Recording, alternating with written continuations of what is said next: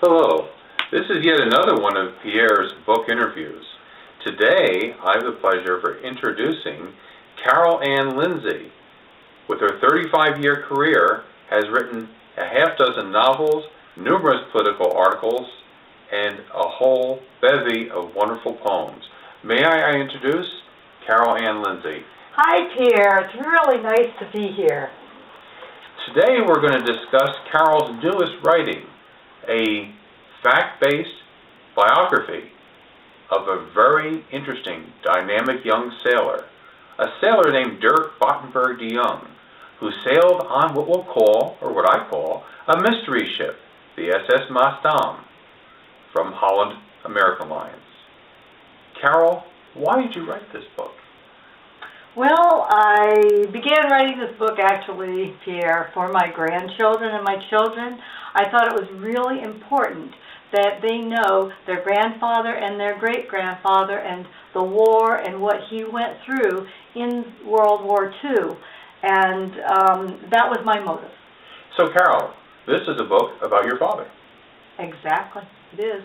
But it's more than that. It's a book about war and the pain of war and what happens to a person who goes through the London Blitz, the Battle of the North Atlantic, a ship being torpedoed by Nazi U-boats, in the Mediterranean, all the difficulties of that, and then in the South Pacific, and then in the process of all of that pain of war, meeting the love of his life, my mother, in war. Wonderful. Now, he started out, you're talking about the love of his life, he started out as a very young man in the ship merchant marine business, didn't he? He did. Actually, he started out as a fisherman when he was 15 years old in the Netherlands. He grew up in a town called Maassluis, the Netherlands, a fishing village. And at the age of 15, he went to fisherman's school and became a fisherman. By 16, he was a fisherman. A fisherman by the age of 16. Boy, that's in contrast to what we might expect today. It is indeed. Back then, in those days, the young people had their basic education by that time and were into their chosen career, whether it was to become a minister or a fisherman. Tell me more. Tell me about when, just before the war started, because I was reading through about the dawn of the war. It was a very interesting period, that's for sure, Pierre. Very similar to what's going on in the United States and the world today, for that matter. Why is that? Economically, politically, they had just survived the Great Depression, and there were things going on with various governments to try to repair the damage done. And Hitler, of course, was involved. And the people, many people, started seeing Hitler as a savior. But they for couldn't them, see economically. the potential for cruelty and disaster. They did not see that, no. They could overlook the possibility of that because of the economic and political difficulties of the time. So they allowed themselves be led down the path to destruction because this Pied Piper promised prosperity. Exactly. If I'm going to use a little alliteration. Exactly, that's right, Pierre, exactly. Please tell me that. So we have this young sailor. Did he know that he was going to be involved in the war from the onset? He did not sail to become a military sailor. He was the fisher, on a fishing boat for 11 years, and then he decided he wanted to see the world. And he became a merchant marine for he joined the Holland American Line cruise. And that's how he got involved in war, unwittingly. So that ship, which I insist on calling a mystery ship, was, shall we say, making voyages between New York and the Netherlands and Great Britain when the U.S. was officially still neutral. Correct. Is it true, and if I read properly in the book, there were Nazis on board, belated Nazis? Two of the Dutch merchant marines, yes.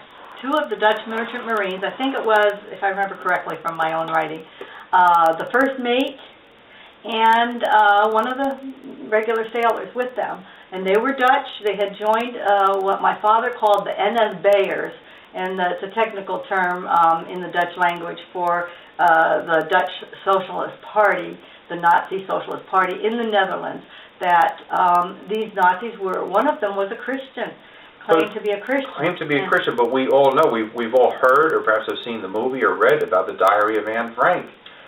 But this was prior to the problems of the Holocaust. This was like 1939-40, when things were just beginning to see, the war began. And then further on in your book, the Nazis have marched in, the war does start, and the mysterious ship is going, now we have a ship going between New York, Great Britain during the war. We have Nazis on board. Is it not inevitable that what did happen would happen? Exactly. I find it very interesting that the SS Mastom had these two Nazis aboard, going back and forth across numerous times, every month. Took a couple of weeks to go across one way, and then back, so it was a month's round trip from Europe to New York. The ship was not torpedoed. They did have to sail in convoy eventually to be protected in the war, and the sailors then, at the beginning of the war, were pulled off, the Nazi sailors, the first mate and sailor. They were pulled off the ship in Britain, in London, when the war started, in the Netherlands, on May 10th, 1940, I believe it was, if I'm correct. They were pulled off the ship, and because of their association with the NSB party, the Nazi party, the Netherlands Dutch party. And the ship did sail. After that, it was retrofitted with a gun, and my father, one Allied sailor, needed to go to gunnery school to know how to shoot that gun, which was something he did not sign up for, was required if he was going to continue to sail as a merchant marine. And then the ship was torpedoed after the Nazis were removed from the ship. How convenient. Which I thought was very interesting. Now, we're not going to spoil it for our readers, but that was a terrible disaster. What your father had to see, people burning, people drowning, that stayed with him for a long time, didn't it? It did. That was actually not at the torpedoing of the SS Mastom. That was prior to the takeover of the Netherlands, when the ship was in the North Sea. And they were sailing in the North Sea. It was just prior to the war. A ship was torpedoed in the North Sea that was prior to the U.S. involvement in the war. Prior to that, yes. Right, so the war